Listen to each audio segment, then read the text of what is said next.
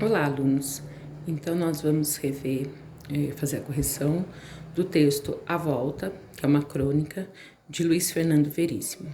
Então, estava aí na apostila. Da janela do trem, o homem avista a velha cidadezinha, que o viu nascer. Seus olhos se enchem de lágrimas. 30 anos. Desce na estação, a mesma do seu tempo. Não mudou nada. E respira fundo.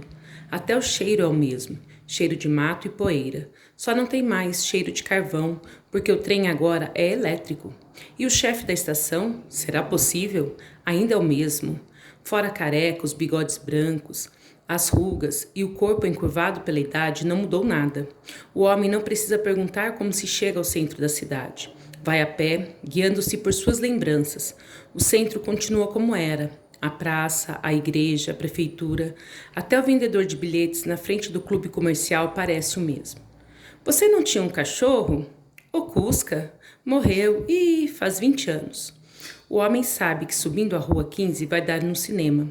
O Elite. Sobe a Rua 15, o cinema ainda existe, mas mudou de nome, agora é o Rex. Do lado tem uma confeitaria. Ah, os doces da infância. Ele entra na confeitaria, tudo igual. Fora o balcão de fórmica, tudo igual. Ou muito se engana, ou o dono ainda é o mesmo. Seu Adolfo, certo? Lupércio. Errei por pouco. Estou procurando a casa onde nasci. Sei que ficava ao lado de uma farmácia. Qual delas? A Progresso, a Tem Tudo ou a Moderna? Qual é a mais antiga? A Moderna. Então é essa. Fica na Rua Voluntários da Pátria. Claro, a velha Voluntários. Sua casa está lá, intacta. Ele sente vontade de chorar. A cor era outra. Tinha mudado a porta e provavelmente emparedado uma das janelas. Mas não havia dúvida. Era a casa de sua infância. Bateu na porta. A mulher que abriu lhe parecia vagamente familiar. Seria... Titia! Puluca! Bem, meu nome é... Todos chamavam você de Puluca. Entre. Ela lhe serviu licor, perguntou por parentes que ele não conhecia. Ele perguntou por parentes de que ela não se lembrava. Conversaram até escurecer. Então ele se levantou e disse que precisava ir embora. Não podia, infelizmente, demorar-se em Riachinho. Só viera matar a saudade. A tia parecia intrigada. Riachinho, Puluca? Por quê? Você vai para Riachinho? Ele não entendeu. Eu estou em Riachinho. Não. Riachinho é a próxima parada do trem. Você está em Coronel Assis. Então, eu desci na estação errada? Durante alguns minutos, os dois ficaram se olhando em silêncio. Finalmente, a velha pergunta: Como é mesmo o seu nome? Mas ele estava na rua, atordoado. E agora, não sabia como voltar para a estação, naquela cidade estranha. Veríssimo Luiz Fernando, A Mulher do Silva, Porto Alegre. LEPM 2015. A número 1. Qual o título do texto? Então, o título do texto é A Volta. Quem é o autor do texto? Luiz Fernando Veríssimo.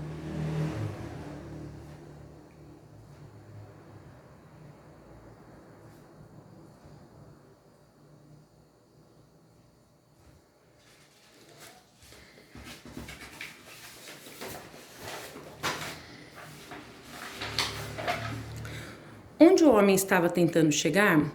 O homem estava tentando chegar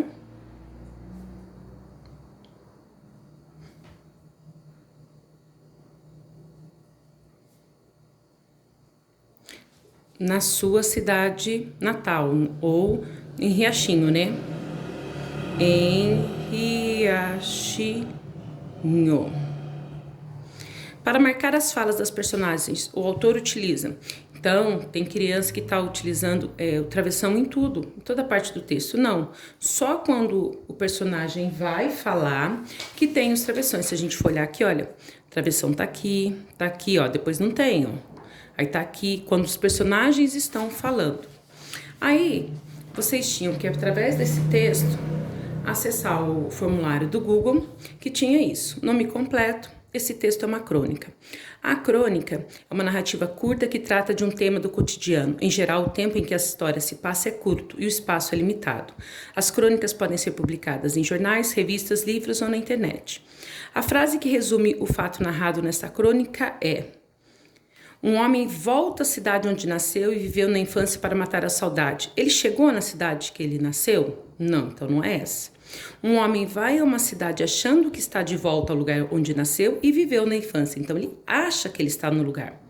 Um homem vai por engano a uma cidade e descobre que já conhece os lugares e as pessoas. Não, ele não conhecia, ele estava enganado. A crônica é narrada em primeira ou terceira pessoa? Em primeira pessoa, lembra que eu falei? Aqui, ó. Então, lá. Respira, avista. Então, ele respira. Então, não eu respiro. Ele está falando, o narrador está falando, o homem não precisa perguntar. Então, ele está contando sobre este homem. E não, ele não está falando dele. Quando eu estou falando de mim, então, eu estou cansada, é em primeira pessoa. Então, aqui é terceira pessoa. A crônica apresenta discurso direto ou indireto? Quando tem personagem falando, é discurso direto.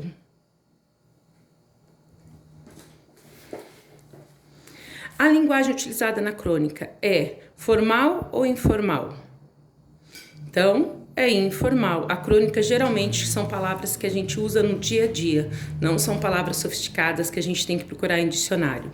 Qual é o nome da cidade onde nasceu o personagem principal da crônica? É Riachinho.